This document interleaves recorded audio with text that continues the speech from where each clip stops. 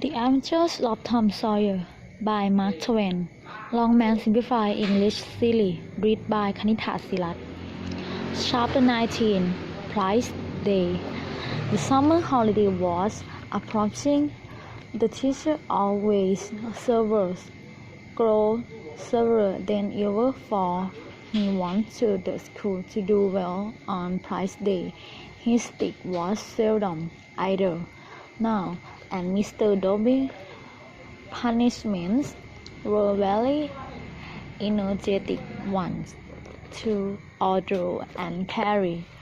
Under his false hair, a perfectly hilarious and shiny head, he had only reached middle age and showed no signs of weakness as the great day approached. He seemed to take a first pleasure in pushing the last misbehavior.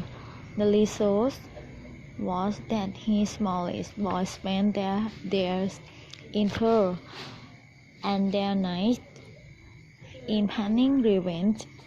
At last they hit upon a plan which promised a glorious victory. As the teacher looked at the Side Panther's house, the boys asked the Side Panther's son to help them. He agreed at once, because he too disliked a teacher. Mr. Dobby would go on a visit to the country in a few minutes, and there would be nothing to interfere with the plan. Mr. Dobby always prepared himself for great occasions, such as Prize Day, by having a little too much to drink, and the Side Panther's boy said that he was confident that he could carry out his part of the plan while the teacher was having a short sleep in his chair.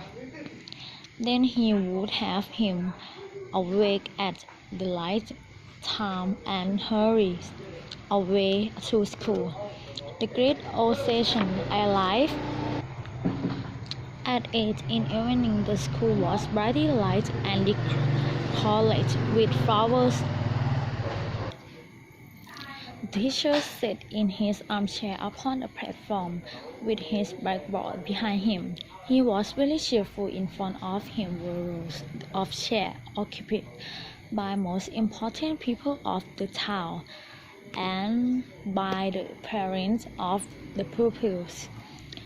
To his left was another platform upon which were seats and scholars who were to take part in the exercise of evening. The rest of the schoolroom was filled with the other pupils.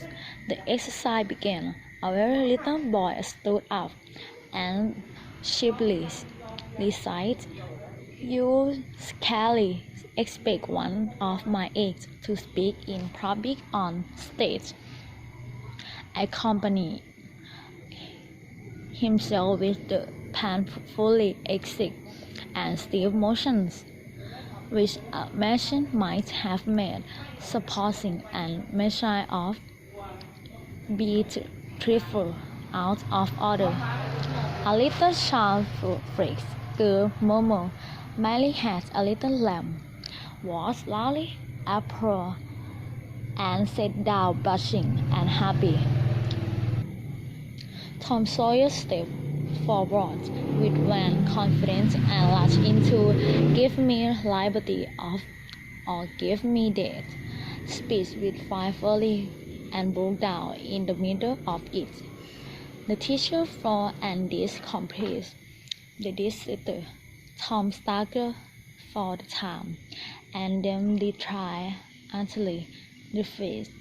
There was a weak attempt at applause, but it died early. The boys stood on the burning deck. Another masterpiece of recitation followed. Then there were reading exercise and spelling fight. The small Latin class recited with credit. The highlight of evening original composited by the younger ladies.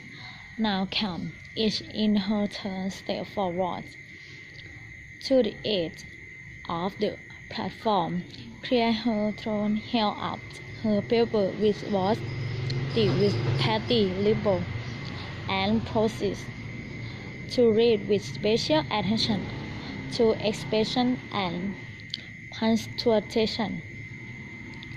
The first prize was won by a black-eyed, black-haired young lady with a monthful experience.